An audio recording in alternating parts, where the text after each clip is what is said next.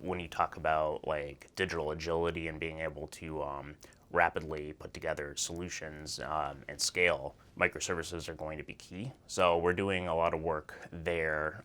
That's going to be an area where I see it, worldwide. I see that kind of blowing up a little bit in the next like year or two. So we've actually been building out distributed teams, scaling up and getting ready to, deliver platforms on microservices and have like a headless solution as well.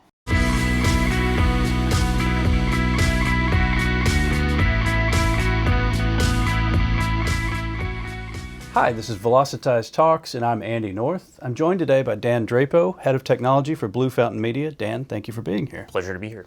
So let's jump right in with it. Tell me a little bit about Blue Fountain Media and your role, and what are some exciting things happening? Yeah, absolutely. Blue Fountain Media is a full services digital marketing agency. We have a lot of different specialties and focus areas. So on the custom solution side, we do a lot of website design and development, mostly focused around content management systems and e-commerce platforms. We also have an integrated marketing department. We do a lot of work there around like SEO, content strategy, paid media. And then also there's the branding and strategy side. So, we do some work there around like visual identity, logo design and development, and then, some like digital transformation strategy. And also our sister company, who we work with quite a bit, does a lot of work around like the digital innovation space, like voice technology. So as head of technology, what is your background and your favorite thing to work on? Well, my background is primarily around software engineering. That's how I got my start. I had a background in computer science. I did a lot of work with cybersecurity and machine learning early in my career.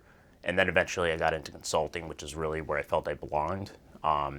So throughout my, the last few years working in consulting, it's been great. I was at a digital agency for a few years. We had gotten acquired. I worked at a, Big Four accounting firm building out their digital practice. And now I'm back in a digital agency scene, which really fits me best. So it's been great to work with like, clients across a number of different technologies, but really across a number of different sectors. Part of the fun every day, figuring out complicated problems, but applying them to many different industries. What gets me excited at Blue Fountain is really our custom solutions, department. So what I'm kind of doing is really pushing the boundaries in our technology roadmap.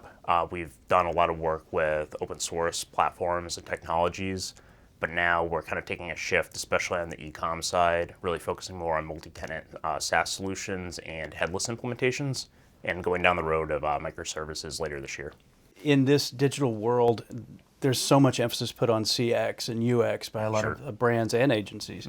How do you help your clients, and what do you think your clients come to Blue Fountain for, looking for when it comes to that CX angle? When we initially work with clients, we do put a lot of emphasis around, the actual user experience. So, we have, not just our information architecture team, but we have a great, UX and design group. So we really focus on everything, with the customer journey, starting with coming up with user journeys and personas. We tie in personalization a lot. Personalization isn't really, anything new these days, but it's increasingly important for all brands. The term omnichannel has been used and bandied about quite a bit in the marketplace, in the industry. Is it overused? Is it something that we should retire now, or do you think it's still relevant? It's as relevant as it's ever been, really. It's interesting. I think overall it's more about that like personalized customer-centric experience. However, omnichannel's not going away. It's more, a necessity in today's like ever-changing, ever-shifting, digital world.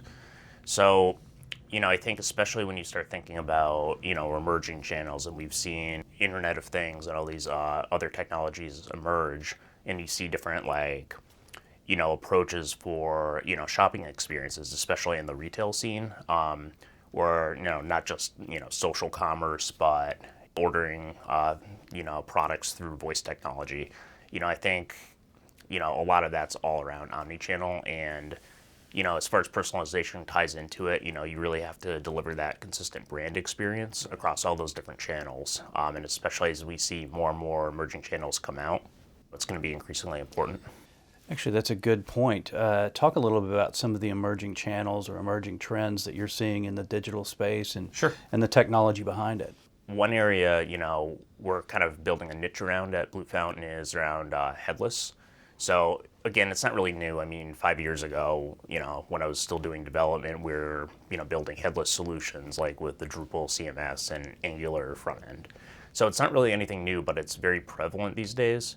So I would say, headless CMS, headless commerce is definitely trending for sure. We're doing some interesting work where, oftentimes, for an e-commerce experience,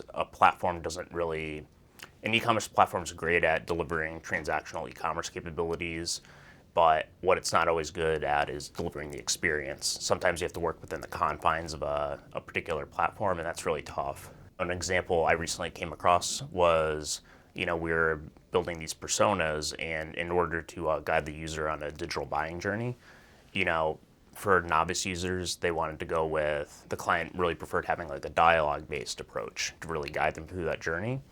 And then more for advanced users who kind of could go in and know what they'd want, they would basically be comfortable just putting in information into a form.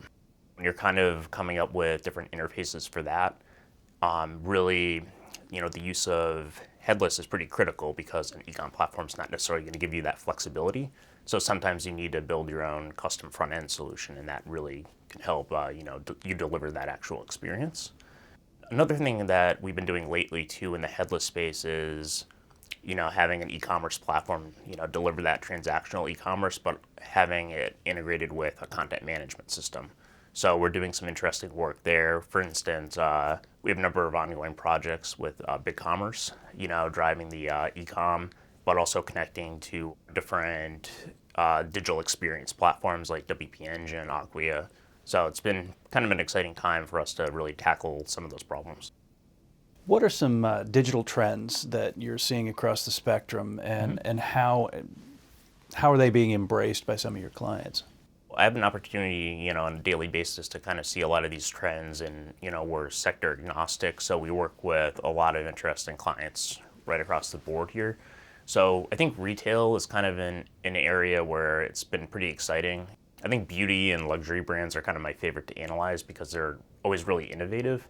You see, certain luxury brands really kind of putting emphasis on mobile, and a lot of times people won't really, like if you're picking out a luxury watch like a Rolex or something like that, you're probably not going to buy it on their website, but you could certainly use, mobile as like a research tool. So a lot of these brands are being pretty savvy at how they embrace the consumer.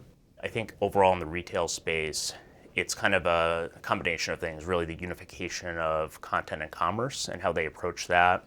And, we've talked a little bit about omni-channel, but, especially in retail where you've got the physical store presence, it's how do you really combine that in-store presence with, your online channels. The term clicks to bricks often applies to that, particularly with Gen Z and millennials, where they do tend to shop Right. in a store. However, they're on their phone researching everything immediately right there in the store. Do you see that trend continuing? And if so, Absolutely. where does it go? Yeah, again, with some of these younger audiences, that's exactly what they do. I see that continuing, and I think some of the more innovative retail companies are going down the path of like adopting more innovative technology like augmented reality. So sometimes you're seeing it's not super common, but you're seeing companies really utilize AR for experience where you might scan something with your mobile phone and have that AR, experience. So it's pretty cool and really, aids customers in store, doing innovative things to guide them on their journey.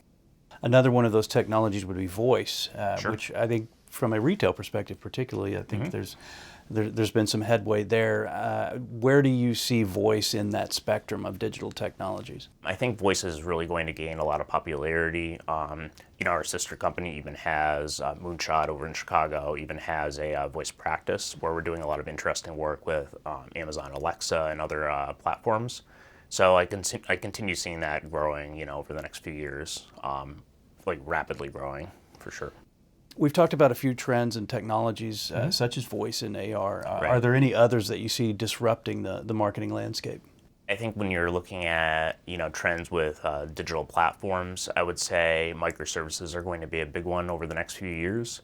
It's been an area that's been fascinating to me over the last year, and a lot of larger companies like SAP have tried to go in that direction, and I think when you're also factoring in emerging channels and really the commerce space, there's going to be a lot of shifts there with microservices. Like it's gone from heavy duty monolithic platforms to where you really want to license individual like services like cart and checkout or subscription.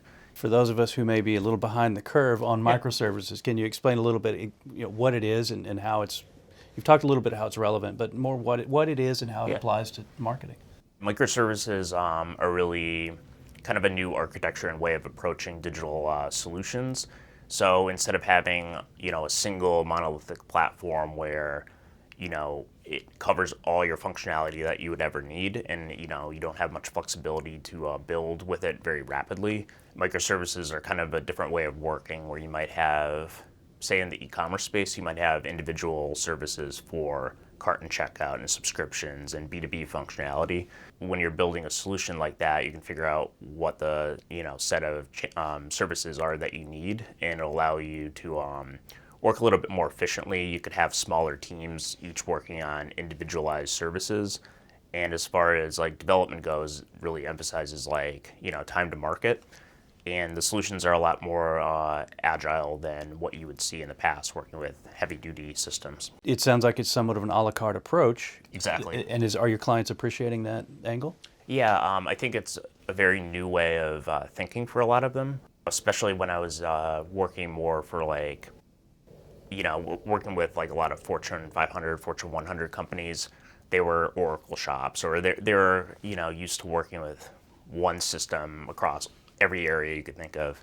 So I think kind of chipping away at those systems and injecting microservices are interesting. And I also see, more so for a lot of our clients in the mid-market space to enterprise, where we tend to do more net new implementations. It's kind of an interesting way of, approaching the solution. And a lot of these, companies out there that we're working with their microservices technology, Scava being one, for instance, it's kind of interesting in the sense that they have like multi-tenant SaaS solutions too, where you can use the microservices. So that makes it a lot faster to actually implement stuff. Fantastic. Now the hardest question of the whole interview, are there any books, podcasts, or blogs that you'd like to recommend to our viewers? One site I go to a lot is The Ringer. I'm a big fan of some of Bill Simmons' work over the years. I'm from Boston, so I like his Boston sports talk. I love their publications on sports in general, but they kind of go into like entertainment and TV shows, movies. They have a lot of interesting podcasts. So The Ringer, that's what I would recommend. Outstanding. My guest today has been Dan Drapeau, Head of Technology at Blue Fountain Media. Dan, thank you so much for joining us. Absolutely. Thank you for having me.